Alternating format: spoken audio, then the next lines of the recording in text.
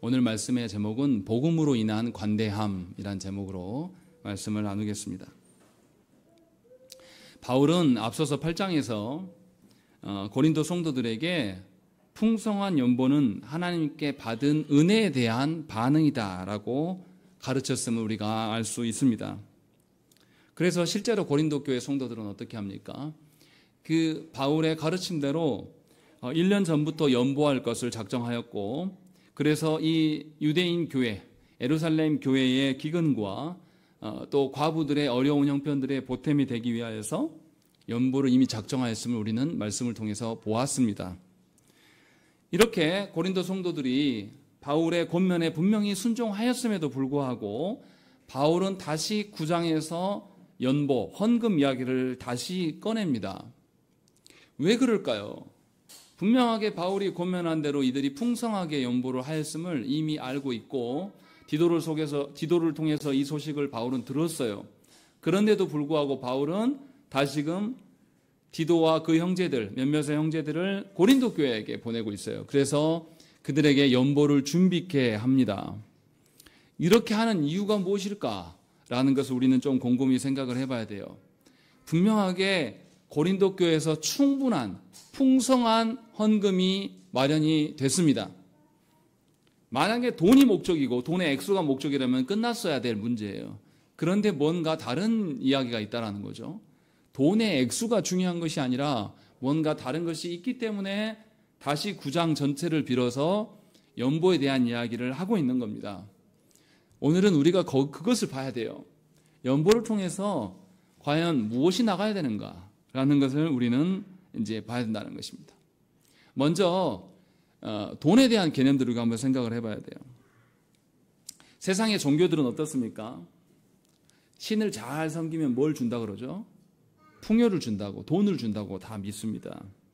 그래서 신을 섬길 때도 뭐가 필수적입니까? 돈이에요.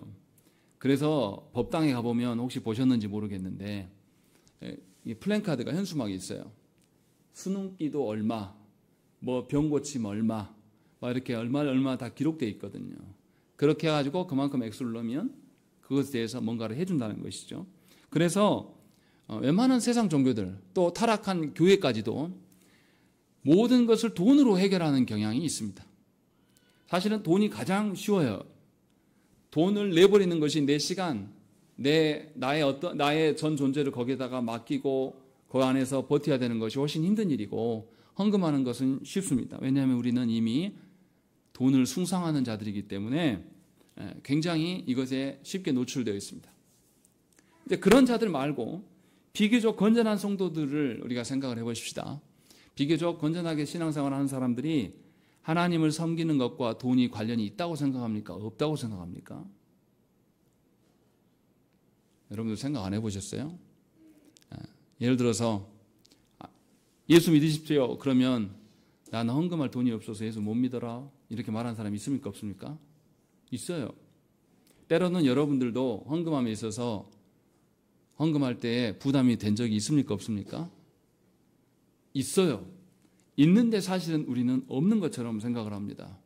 그래서 하나님과 돈이 관련이 없다라고 생각을 합니다. 좀 이상하죠. 분명히 앞에서는 세상의 타락한 종교들이 신과 돈이 연결된 것처럼 말하는데, 그럼 우리는 상관없는 것처럼 말해야 될 건데 제가 있다고 말하는 거죠.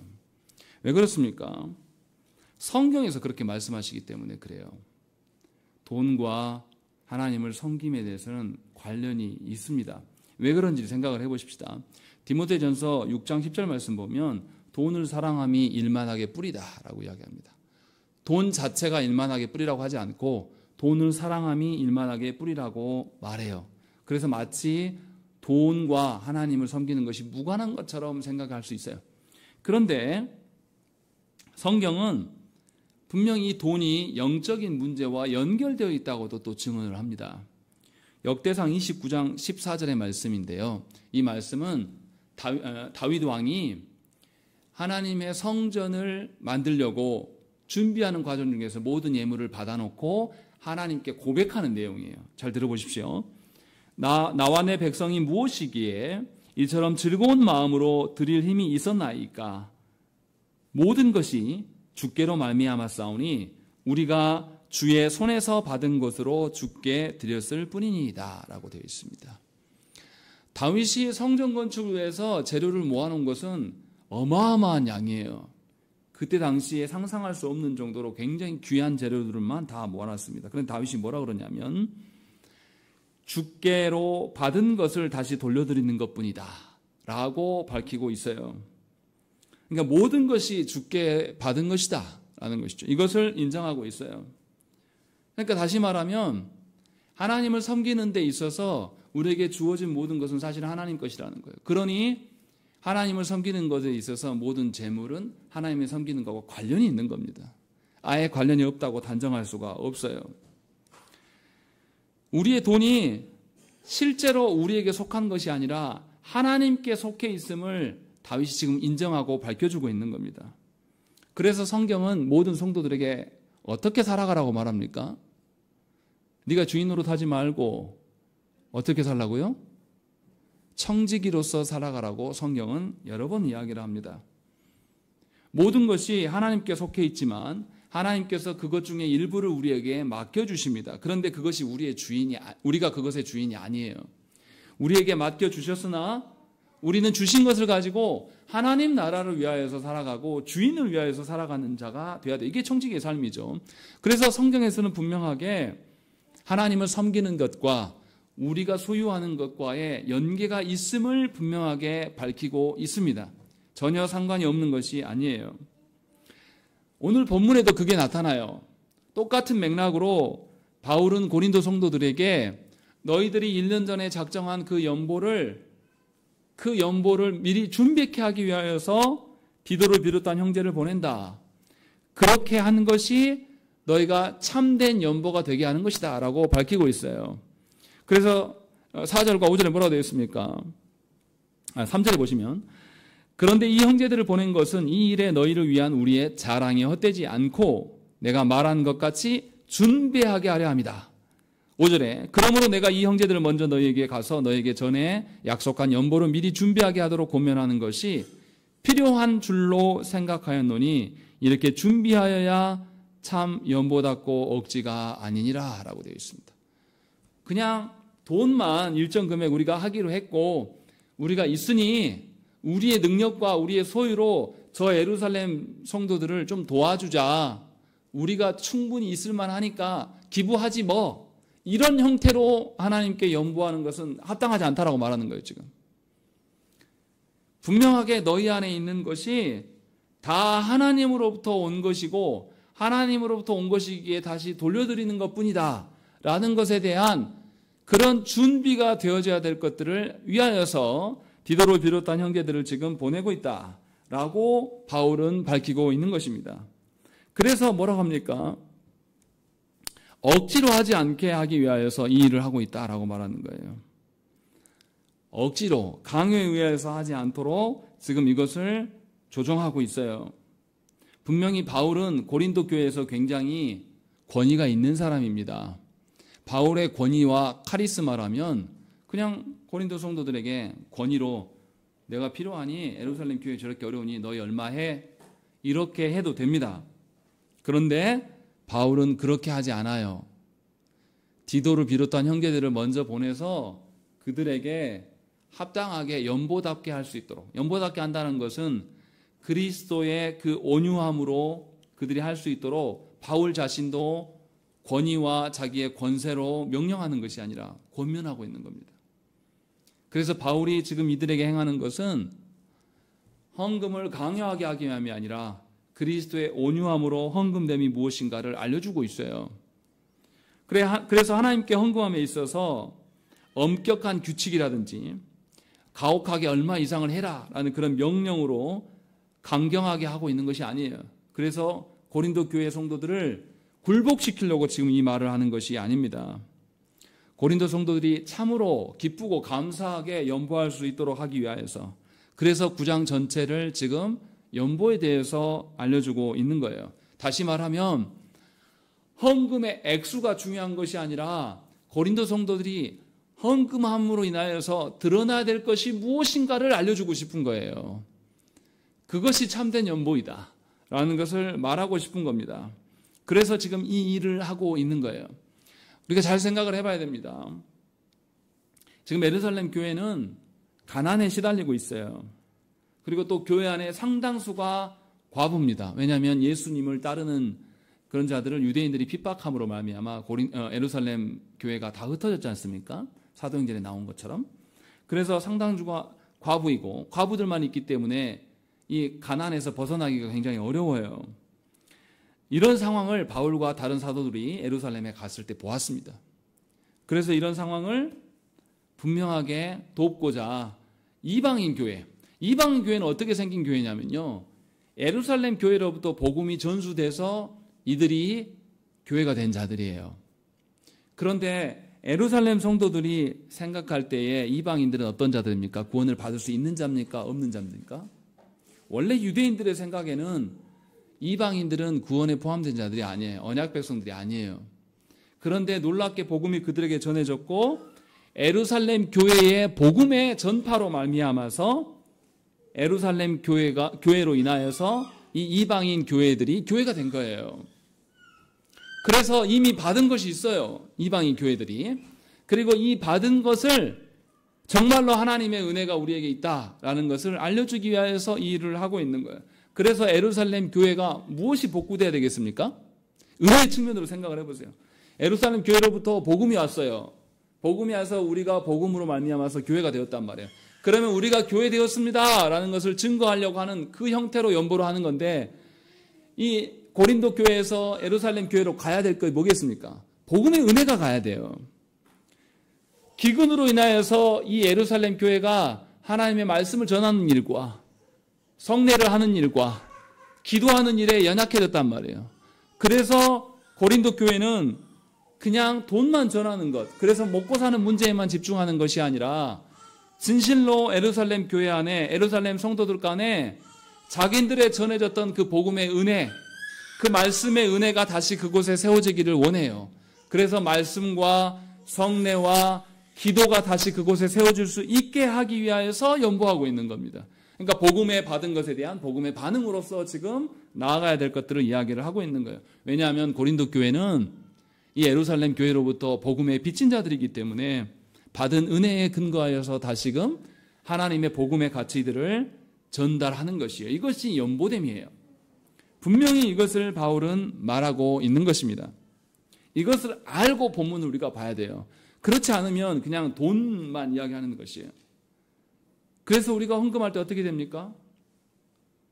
헌금할 때 얼마 하느냐에 따라서 우리가 돈이 떨리는 거예요. 누구한테 말은 안 하지만 헌금 봉투에 얼마를 넣느냐, 특히 11조의 문제라든지 다른 것에 대해서 헌금할 때 손이 떨리는 이유가 뭡니까? 우리가 받은 복음에 대한 반응으로서가 아니라 액수에 반응하기 때문에 그래요. 그러나 바울은 지금 그 이야기를 하려고 하는 게 아닙니다. 제일 착각하는 그 구절이 뭐냐면 6절의 말씀이에요. 우리 6절의 말씀 한번 읽겠습니다. 시작.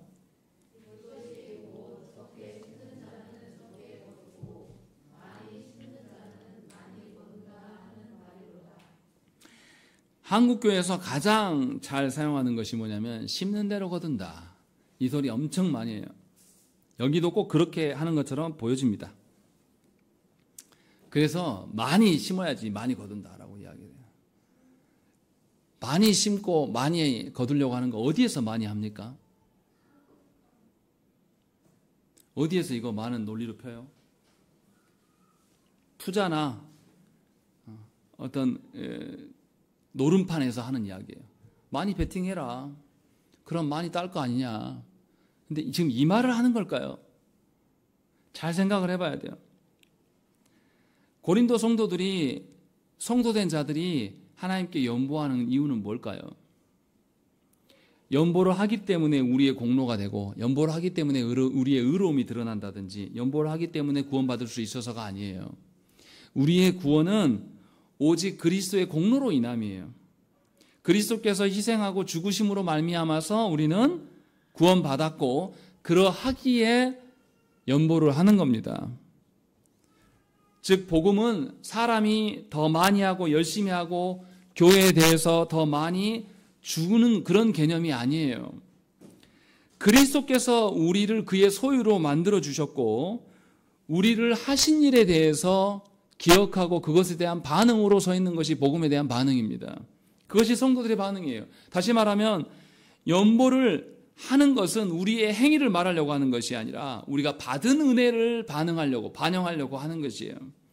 그렇기 때문에 그리스도로 인하여서 우리가 그리스도와 연합되어짐으로 말미암아 우리 안에 어떠한 일들이 있어지는가, 어떠한 열매를 맺어지게 되는가, 이 문제를 다루는 것이 연보의 문제입니다.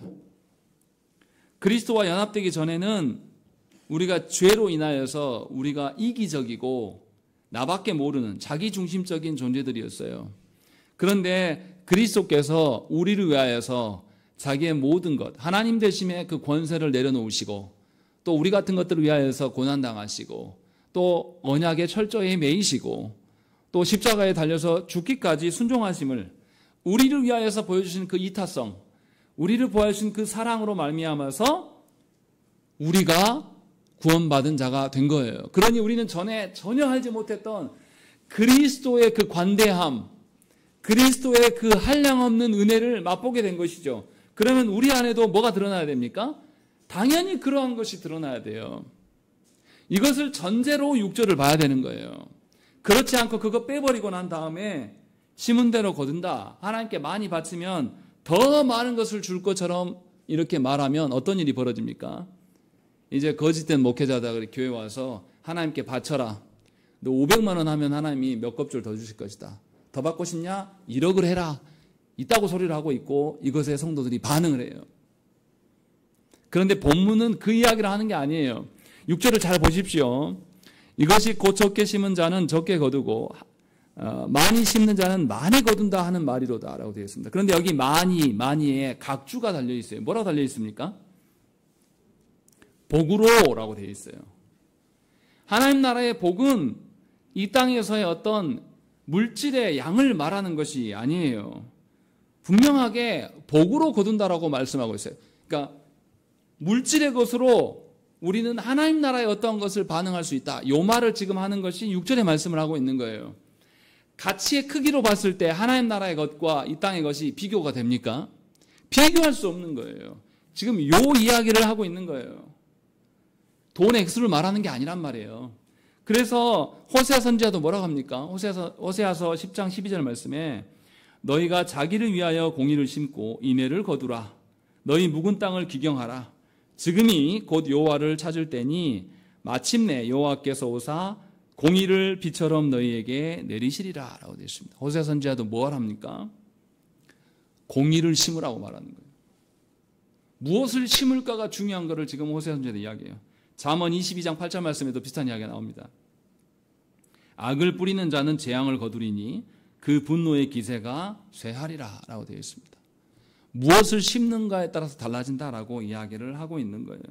그러니 거두는 양의 문제가 아니라 무엇을 너희가 심을까 이것을 생각하라고 지금 말씀하고 있는 거예요. 하나님께서 우리에게 뭘 주셨습니까? 당연히 심으면 뭐가 난다라는 확신을 우리에게 모두 다 주셨단 말이에요. 이것을 다 우리가 확신하고 있어요. 그렇기 때문에 우리는 무엇을 심을까를 고민해야 되는 것이지 많이 심을까를 고민할 것이 문제가 아니라는 것입니다. 그리스도로 인하여서 우리에게 부여된 그 이타성에 근거한 그리스도의 관대함을 하나님께 심어 나갈 때에 우리는 하늘의 것을 볼 수가 있어요. 우리가 얼마나 하나님께 바쳤는가가 중요한 것이 아니라 돈을 바치는 것이 중요한 게 아니라 연보의 행위로는 연보를 하지만 사실 거기에서 드러나야 될 게 하나님께서 주신 어떠함이 반영이 돼야 한다는 그 말을 하고 있는 겁니다. 그러니 연보는 돈이 아니라 하나님께 받은 은혜이며 예수 그리스도에게 우리에게 부여하시는 그 관대함이 우리 안에 있어져야 되는 것이에요. 그것을 다시 돌려드리는 겁니다. 하나님께서 우리에게 많은 것을 주시고 아낌없이 주셨더니 우리도 아낌없이 나누는 것을 보여드리는 것이 우리가 변화되는 거예요. 그렇지 않겠습니까? 자녀들에게 귀하고 맛있는 것, 영양이 좋은 것을 주기를 원해요. 어떤 부모든지. 그런데 자녀를 줬더니 두 형제들끼리 서로 처먹으려고 싸운단 말이에요. 그럼 주고 싶겠습니까? 그런 자식들은 줄 필요가 없어요. 그 자식들에게 힘이 세지고 강건해질수록 이들은 힘과 강건함으로 뭐합니까? 서로 잡아 죽이는 일만 할 자식들이거든요. 육신의 부모도 이걸 안단 말이에요. 하나님께서 우리에게 베푸시는 것은 이 땅의 어떠함이 아니라 하늘의 어떠함, 그 긍휼의 은혜를 우리에게, 하나님의 속성 중에 어떠한 것을 우리에게 베푸신단 말이에요. 그러면 우리도 모든 것이 하나님으로부터 온다. 그러니 내가 없어도 누구 것이 있다. 하나님 것이 있기 때문에 내가 위축되지 않고 요지부동하지 않고 살아갈 수가 있는 거예요. 그렇게 살아가는 것을 하나님께서 보기를 원하신다라는 거죠. 지금도 나의 것을 더 많이 거두려고 하고 나의 것을 더 많이 소유하기 위해서 손을 벌벌벌벌 떨면서 그렇게 하나님이 나를 지켜주시지 않는 것처럼 살아가는 것, 그렇게 살아가는 것은 부모의 근심이 되는 거예요. 더 많은 것을 얻기 위해서 부모 것까지 노리면서 우리 아버지 거 다 내 거? 이렇게 말하면서 살아가는 것이 정말로 참된 인간이냐고요. 미련한 거죠. 돈에 노예에서 살아가는 것입니다. 분명히 바울이 말하고자 하는 것은 연보로 인하여서 돈을 드리는 것이 아니라 우리는 하나님께 받은 바를 드러내야 된다. 그것을 돌려드려야 된다라는 그 이야기를 하고 있어요. 그래서 7절에 뭐라고 합니까? 7절의 말씀 읽겠습니다. 시작.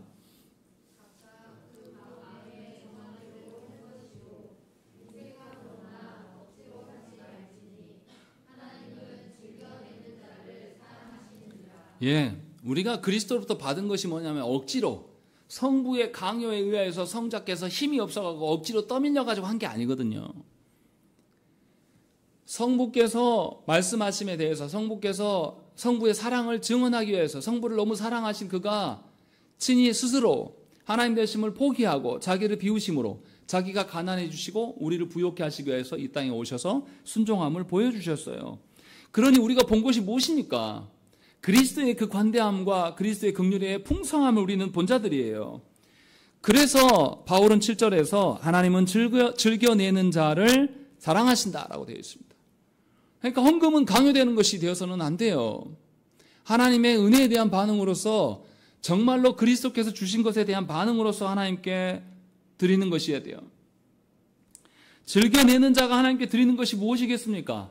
그리스도 안에서 자기에게 베푸신 하나님의 그 은혜를 알고 그것 때문에 즐겁고 그것 때문에 기쁘기 때문에 당연히 하나님께 받은 것을 근거로 그 관대함으로 다시금 돌려드리는 것입니다.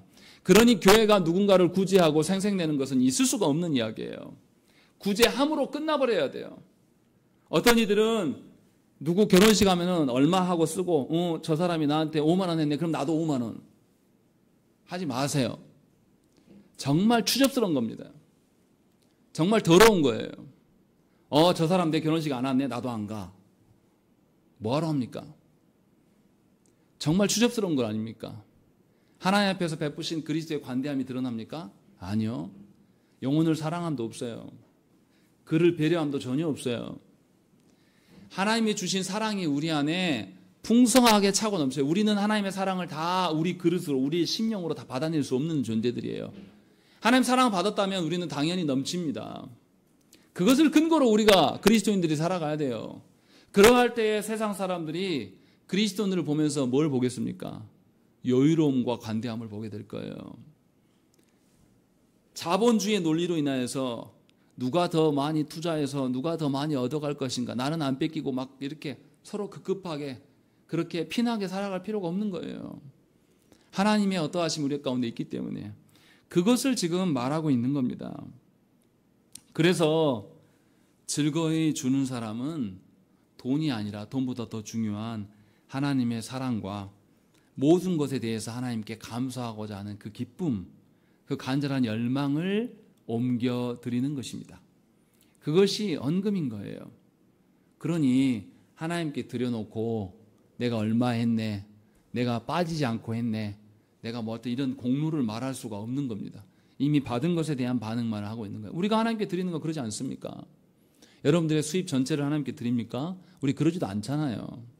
우리가 일할 수 있는, 내가 능력이 좋아서 그 직장에서 내가 일하고 내 능력만큼 내가 수입을 받는 걸까요? 아니요. 하나님이 지금 이 순간이라도 우리의 혈관 중에 한 곳만 막히게 되면 우리는 바로 쓰러져요. 아니면 하나님께서 우리 혈관을 잠깐만 넓히시면 우리 못 견딥니다. 제가 아는 목사님 너무 어지럽고 답답해서 병원을 갔더니 혈관이 막힌 게 아니라 혈관이 넓어졌대요. 너무 넓어져서 그런데요. 그런 경우도 저는 봤어요. 하나님께서 적절하게 우리를 지키시지 않으면 우리는 어떤 것도 할 수 없는 존재예요. 하나님께서 비를 멈추지 않고 주시면 어떻게 됩니까? 우리 지난번에 비가 왔잖아요. 광주 어떻게 됐습니까? 물난리 나고 난리가 났어요. 담양 지역은 번개가 하도 쳐가지고 가전제품이 다 망가졌습니다. 하나님 조금만 건드리면 우리는 존재할 수 없는 그런 자들이에요. 그런데 우리는 여전히 뭐합니까? 내 손 이야기를 해요. 내 능력 이야기를 한단 말이에요. 하나님이 은혜 베푸셔서 존재하는데 우리끼리 이 사람과 내 능력을 대조하기를 원해요. 그리고 자기가 조금이라도 수입이 더 좋으면 굉장히 의시되는 것이죠.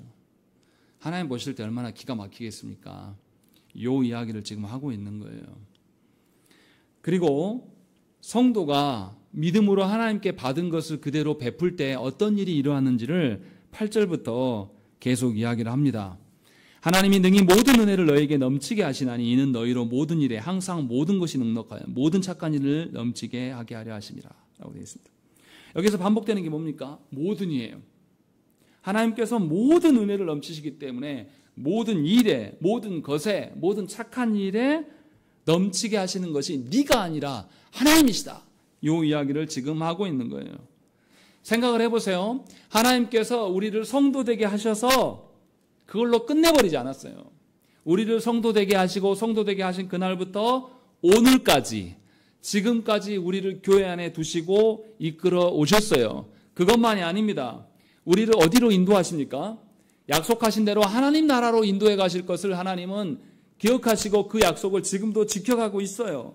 그래서 우리가 하나님 나라의 기업을 이을 상속자로서 우리를 택해 두시고 상속자답게 하나님 나라의 질서 가운데 살아갈 수 있도록 성화의 모든 과정 가운데 하나님 개입하시고 우리를 이끌어 가시는 하나님이에요. 그러니 하나님께서 베푸시는 그 은혜, 모든 은혜라는 것은 과거나 현재나 미래의 모든 것에 다 영향이 있는 겁니다. 하나님을 떠나서는 우리는 하나님 나라의 상속자가 될 수 없어요. 바울이 지금 그 이야기를 8절에서 하고 있고 9절에서 무슨 이야기를 합니까? 기록된 바 그가 흩어 가난한 자들에게 주었으니 그의 의가 영원토록 있느니라는 것입니다. 베푸는 것은 가난한 자들에게 물질을 베풀었는데 그에게 나타나는 것은 하나님 나라의 의예요. 하나님의 의가 단회적으로 있는 게 아니라 영원토록 있을 것이다 라고 이야기를 하는 거예요. 하나님의 은혜의 관대함은 필요할 때만 간헐적으로 있는 것이 아닙니다. 영원히 계속되고 지속되는 자예요. 그러니 하나님의 은혜가 계속 지속되는 것을 아는 성도는 기도하는 일을 멈추지 않을 것입니다. 당연히 하나님께 늘 하나님을 향해 살아가요. 문제가 있을 때만 갑자기 나와서 기도하고 문제가 해결되면 갑자기 또 사라지는, 그것은 하나님의 은혜를 전혀 모르는 자의 삶의 행태예요. 여전히 자신이 주인이고 자신의 능력에 근거해서 살아가는 자들이 그렇게 살아가는 거예요.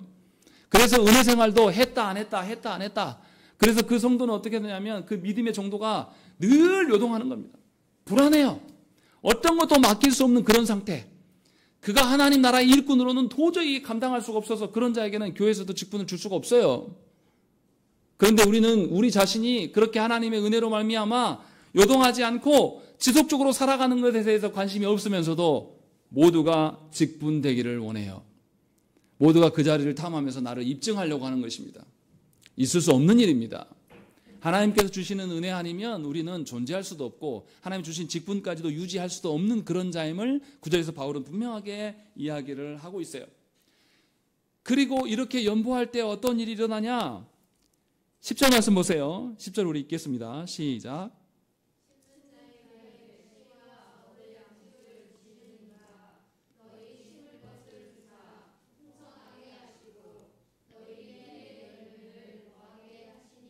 예, 하나님께서는 심을 씨와 먹을 양식도 주신다라는 거예요. 생각을 해보세요. 하나님께서 먹을 양식을 안 주고 씨만 줘요. 그럼 심을 수 있겠습니까? 지금 당장 먹고 살 게 없는데 살아야죠. 심을 게 어디 있어요? 먹어야지. 그런데 하나님은 분명하게 뿌릴 씨만 주는 것이 아니라 뿌릴 씨를 준다는 것은 뭡니까? 지금 먹을 것도 주시지만 앞으로 먹을 것을 보장해 주신다는 뜻이에요. 이것을 지금 하나님께서 말씀하시는 거예요. 그리고 그 뿌려진 씨를 자라게 하고 열매 맺게 하시는 것도 누가 합니까? 하나님께서 하시는 거예요. 저는 아침마다 저 화분에 물을 주면서 놀라운 것을 봐요. 제가 게을러가지고 하루 이틀 딱 건너뛰면은 저 식물이 죽을 줄 알았어요. 근데 안 죽더라고요. 하나님이 적당하게 또 비를 새벽에 주시고, 요새 그러잖아요. 비 언제 옵니까? 밤에만 죽어라 오고 낮에 되면 딱 멀쩡해요. 이렇게 하시는 이유를 우리는 알 수 없으나 하나님 그렇게 하시더라고요. 그래서 하나님의 살게 하시는 것을 보게 되는 거예요. 다시 말하면 하나님께서는 우리에게 풍성함을 계속 주셨어요. 한 번도 그렇지 않으신 적이 없어요. 다만 우리의 판단이 어리석은 겁니다. 우리의 판단이 하나님 앞에서의 풍성함이 아니라 세상 앞에서의 풍성함을 찾아요. 그래서 어떻습니까? 아이고 저 집은 고기 먹네. 아이고 저 집은 캠핑 가네. 아이고 저 집은 해외여행 가네. 우리 못 가. 그러니까 나는 불행해 라고 이야기하는 거예요. 하나님은 우리에게 하나님 나라를 살게 하셨어요. 해외 어떤 뭐 그런 것이 아니라 하나님 나라를 우리에게 살게 하신 것, 이것이 우리에게 늘 있는데도 우리는 이것을 볼 줄 몰라요. 이것으로 기뻐해 본 적이 없단 말이에요. 그러니 세상 사람들과 동일하게 살아갑니다.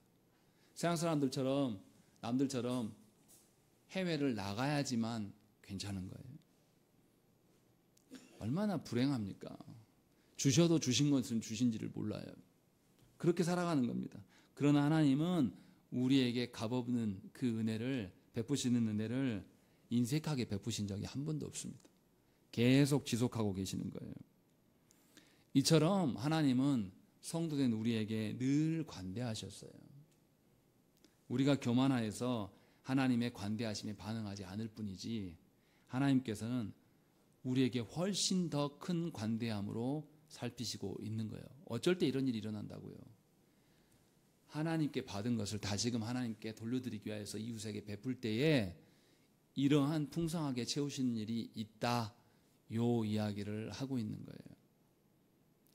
저도 믿음이 없어서 개척하기 전에 하나님께 기도했어요. 하나님, 저 개척해가지고요, 지지리 궁상처럼 생존의 문제로 씨름할 거면 저는 안 하고 싶습니다. 차라리 그냥 부목사 계속 할래요. 하나님, 제발 저를 바꾸시든지 환경을 바꾸시든지, 빚지고 않게, 빚지는데도 제가 안 느끼게 하든지, 아니면 하나님께 정말로 풍성하게 해주시든지 라는 것을 하나님께 기도했어요. 굉장히 겁먹었습니다. 개척할 때는. 그래서 첫 12월 달에 개척했는데요, 그해 겨울에는 아무것도 안 틀고 살았습니다. 멍청인 거죠. 큰일 날 줄 알고 괜히 추위에서 떤 거예요. 그냥 틀고 살아도 아무렇지도 않는데, 미련하게 가스, 지금도 있어요, 창고에.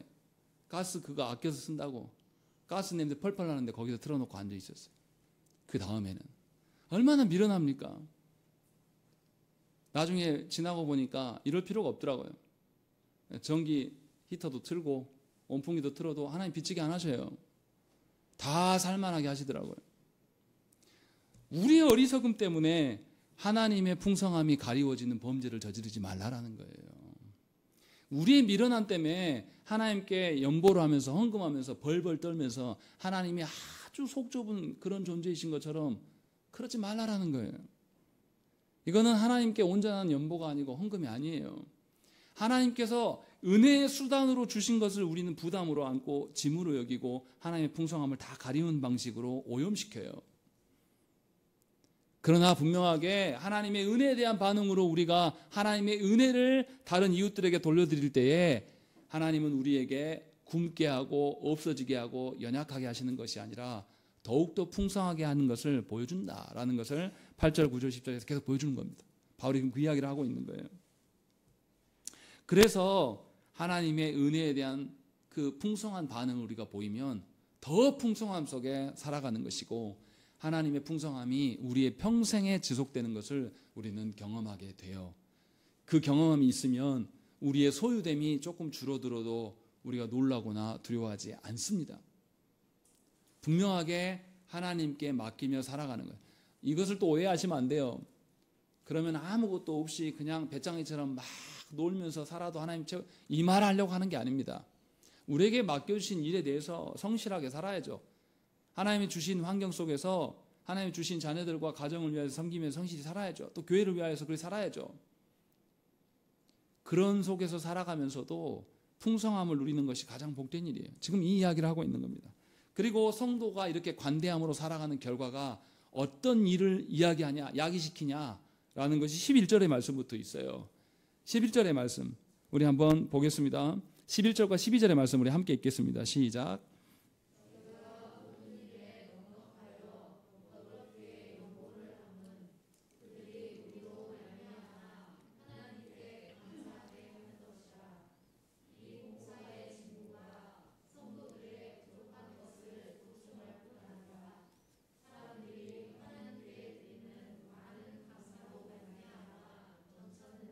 예, 성도가 하나님의 관대함으로 관대함을 나눌 때에 무슨 일이 일어나냐면 첫 번째는 11절 말미에 있는 것처럼 우리로 말미암아 하나님께 감사하게 하는 것이다 라고 되어 있습니다. 하나님께 감사하게 된다는 것이 이 의미가 무엇입니까?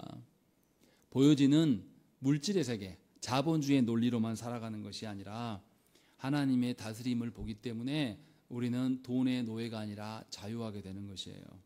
넉넉해지는 것입니다. 돈이 많아서 넉넉해지지는 않아요. 돈이 많은 자는 더 욕망에 휩싸이게 되고 더 많은 것을 위하여서 자기 가진 것을 쓸 줄을 모릅니다. 묶이는 거예요. 그러나 하나님께 감사하는 자, 누가 감사합니까? 하나님께서 풍성하게 채우시고 풍성하게 하나님 나라의 그 은혜들을 우리에게 베푸시는 것을 아는 자가 감사하는 겁니다. 하나님께 감사하는 것은 곧 하나님 나라의 영원성을 보게 되는 것이죠. 그래서 하나님께 감사하게 된다라는 것을 첫 번째로 이야기하는 것이고 13절의 말씀을 읽겠습니다. 시작.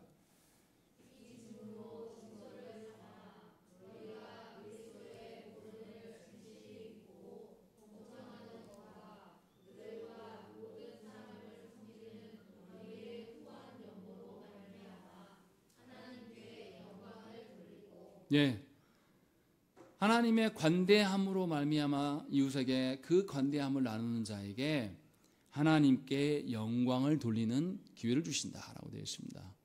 소요리 문답의 제1문에서 사람의 목적이 무엇이라고 밝힙니까? 하나님을 영화롭게 하고 영원토록 하나님으로 말미암아 기뻐하고 즐거워하는 삶을 산다라는 것이 사람의 본분이에요. 그런데 하나님께 받은 그 관대함으로 이웃을 관대함으로 살피고 그들에게 부어질 때에 이러한 결과가 오게 된다라고 말씀하고 있는 거예요. 얼마나 놀랍습니까? 영원한 하나님 나라의 그 가치들을 물질의 세계에서 반영할 수 있게끔 기회를 주신 것이 연보함이에요. 그러니까 얼마나 놀라운 일이에요. 그런데 여기에서 놀라운 것은 13절에 뭐라고 되어 있습니까? 이 직무로 증거를 삼아라고 되어 있습니다. 이 직무가 뭘까요? 교회 안에서 연보함을 인하여서 구제의 사역을 담당하는 직분이 뭡니까? 집사입니다. 분명하게 하나님께서는 교회에 집사직을 두어서 교회 안에서 굶거나 교회 안에서 연약한 자가 없도록 하나님의 관대한 풍성함이 실질적으로 물리적인 세계에 드러날 수 있도록 명하신 것이 집사의 직분이에요. 그러니까 최소한 집사라면 하나님의 베푸시는 그 은혜의 관대함을 늘 체험하고 베풀고 살아가는 자가 돼야 된다는 겁니다. 돈 계산하고 우리 교회에 재정이 얼마가 들어왔는데 지출이 얼마가 돼서 부족합니다. 이 돈 액수로 인하여서 벌벌 떠는 것이 집사가 되면 안 된단 말이에요. 그거 하라고 집사 직분을 준 것이 아니에요. 집사는 하나님 나라의 관대함이 교회 안에 모든 성도에게 임하기를 소망하면서 구제 일을 하라는 거예요. 그러니 단지 돈의 문제가 아니라 하나님 나라의 은혜가 드러나도록 행하는 것이 집사의 증거. 집사의 증거 그러니까 굉장히 큰 겁니다. 그냥 그렇게 하는 게 아니에요. 또 집사가 그 일을 하려고 하면 성도 한 분 한 분에 대해서 상태를 다 알아야 돼요. 그리고 알았어도 베푸는 것에 대해서 어떻게 합니까? 함구해야 됩니다. 오른손이 아닌 왼손이 알지 못하도록 그런 식으로 해나가야 돼요. 그러니 얼마나 집사의 직무가 복되고 큰 것입니까? 그러니까 집사로서 살아간다는 것은 하나님의 관대함을 당연히 보는 거예요.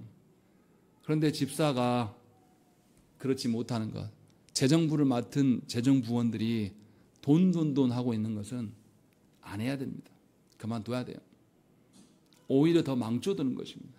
우리의 연보함도 마찬가지예요. 우리의 헌금함도 그런 논리로 지금 설명하고 있는 것이에요. 그리고 14절에 중요한 말씀이 나옵니다. 우리 읽겠습니다. 14절에 시작.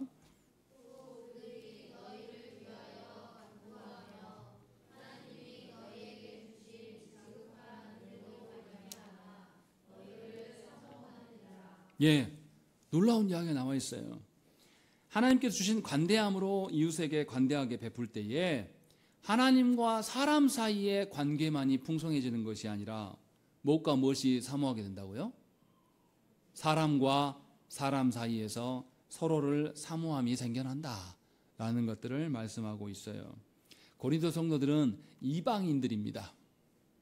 그리고 그들의 행실을 볼 때 도덕적으로 윤리적으로 봤을 때 별로 좋지 못한 이방인들이에요. 근친상간의 일들이 교회 안에 있었고 맨날 다투고 싸워서 교회 안에 파벌이 형성된 교회이고 은사를 남발해서 결혼을 못하게 하고 결혼한 사람들을 이혼시키려고 하는 그런 교회예요. 얼마나 엉터리 같은 교회의 수준입니까? 유대인들이 봤을 때에 이 고린도 교회는 수준이 완전히 바닥이에요. 그런데 지금 뭔 일이 벌어진 겁니까? 유대인으로 구성된 그 예루살렘 교회를 위하여서 누가 헌금하고 있어요? 고린도 성도들이 하고 있는 거예요. 그래서 고린도 성도들이 예루살렘 교회에 연보를 하게 되면 유대인들의 생각이 어떻게 되겠습니까? 이제 개 취급했던 이방인들을 향하여서 개 취급할 수 있습니까? 없습니까? 없게 되는 거예요.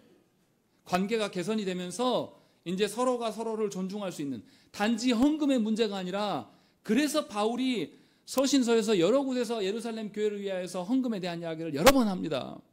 이것은 돈의 문제가 아니라 유대인과 이방인이 예수 그리스도 안에서 한 몸 되어지는 것을 확인할 수 있는 장치로 연보를 말하고 있는 거예요. 그러할 때에 유대인과 이방인의 간극이 사라지고 서로를 존중할 수 있고 서로를 사모할 수 있는 일들이 벌어지게 된다라는 것을 우리에게 이야기를 하고 있는 거예요.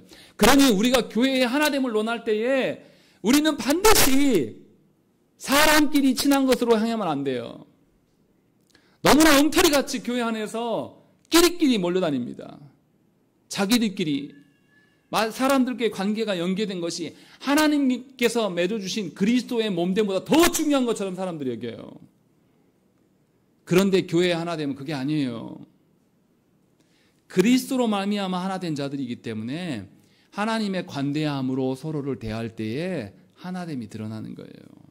하나님께 받은 것으로 내 이웃에게, 하나님께 받은 것으로 내 가족의 구성원들에게 베풀 때에 진정한 하늘의 하나됨을 여러분들이 맛보게 된다는 것이에요. 그러함에도 불구하고 우리는 너무나 안일해서 교회 안에서 하나됨을 추구하기보다는 내가 이미 알고 지냈던 사람들을 추구함으로 나아가요. 그들이 믿든지 믿지 않든지 그들이 행하는 거짓된 관대함에 함께 편승해서 살아간단 말이에요. 그래서 친구가 안 믿어도 좋아요. 왜냐하면 그렇게 하나님 그리스도로 인하여서 하나됨을 우리는 경험한 적이 없거든요. 그렇게 하고 싶지도 않거든요. 그래서 세상에서 그리스도 밖에서 하나됨에 우리는 아주 익숙한 사람들입니다. 이게 조국교회의 큰 병폐예요. 그리스도로 인하여서 하나됨을 우리는 힘써야 돼요. 그것은 하나님께 받은 은혜로 서로를 대하는 겁니다. 세상의 관계는 어떻습니까? 누구하고 관계 맺어요? 누구랑 관계 맺습니까? 제가 이 광주에서 내방동에서 살아가는데 제가 강남 사람들하고 막 100억대 200억대 사업하는 사람하고 관계 맺습니까? 아니에요. 그래서 사람들이 어떻게 해요? 인맥 한번 대보려고 연줄 한번 닿아보려고 돈을 쓰는 거예요. 불균형의 상태를 어떻게 하면 유지해 보려고, 거기 안에 끼어들어 보려고. 그게 얼마나 애처롭습니까? 세상은 그래요. 이 사람에게 빼먹을 것이 있는 사람에게 함께 관계를 맺습니다. 격이 맞아야 된다고 말해요. 그런 관계를 유지하면서 우리 그 속에서 괴로워하잖아요. 안 그렇습니까? 여러분들 좋으세요? 내가 같이 있고 내가 잘 돼야지 친구도 있다 이런 말 우리 하잖아요. 그 말이 정말 여러분들 기분 좋고 들을 만한 말입니까? 얼마나 애처로운 말입니까? 얼마나 허망한 말이에요. 내 보유하고 있는 재산의 정도는 언제든지 변동될 수밖에 없는 거예요. 또 자녀들이 커가면 자녀들에게 언젠가는 또 물려줘야 될 부분도 있고 내어나면 저는 또 폭삭 주저앉을 때가 또 있을 거란 말이죠. 그런 식으로 소유함으로 사람을 상대하면 얼마나 괴롭겠습니까? 늘 유지해야 돼요. 그 속에서 그리스도인들이 살아간단 말이에요. 그리스도 안에서 몸된 것은 세상의 신분이나 소유함이나 인종이나 세상의 어떤 직책이나 이런 거 아무 상관이 없어야 돼요. 그런데 우리는 그 직에 목숨을 걸어요. 그러면서 하나님으로 주어진 그 관대함을 버린 지가 오래돼 버렸습니다. 바울은 근데 분명하게 밝히고 있는 거예요. 우리가 하나님의 관대함으로 살아갈 때 우리가 하나님께 감사할 수 있게 된다. 감사하는 것은 하나님께 받은 자가 감사할 수 있는 거예요.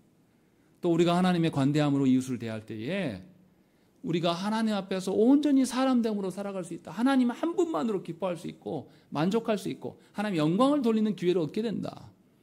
그리고 또한 하나님과의 관계만이 개선되는 것이 아니라 사람과의 관계 속에서 하나님이 주시는 진정한 관계를 경험하게 된다라는 것을 우리에게 말씀하고 있어요.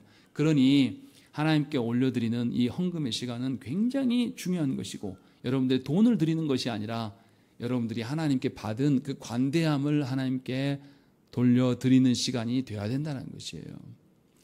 바울의 이 말씀은 너무나 귀한 말씀이에요. 예배 가운데 한 예전으로 남아있는 헌금함의 시간이 어떻게 하나님 나라의 가치를 반영할 수 있고 드러낼 수 있는가, 이것을 우리에게 알려주고 있습니다. 그러니 성도된 우리들이 헌금함에 있어서 그 목적과 방편이 내 개인주의고 또 내 이기적이고 내 사적으로 행해서는 절대 안 됩니다.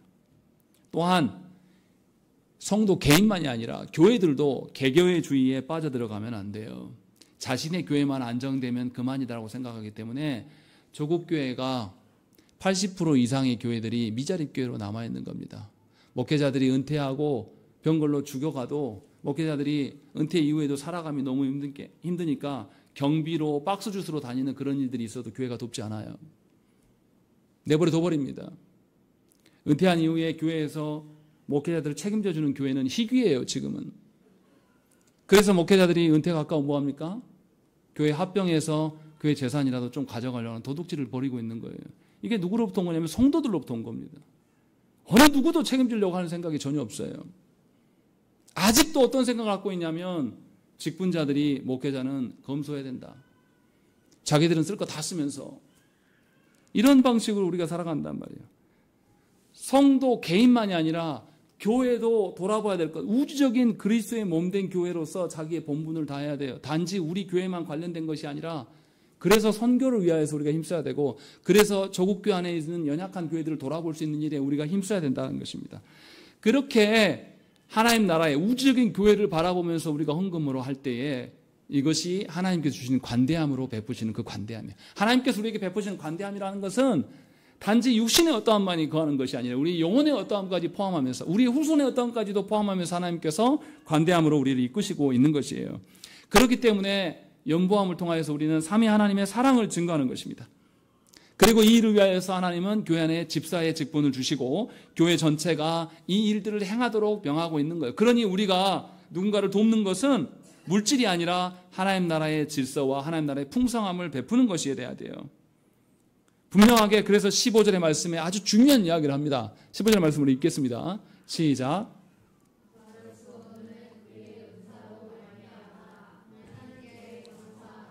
예, 말할 수 없는 그의 은사가 뭡니까?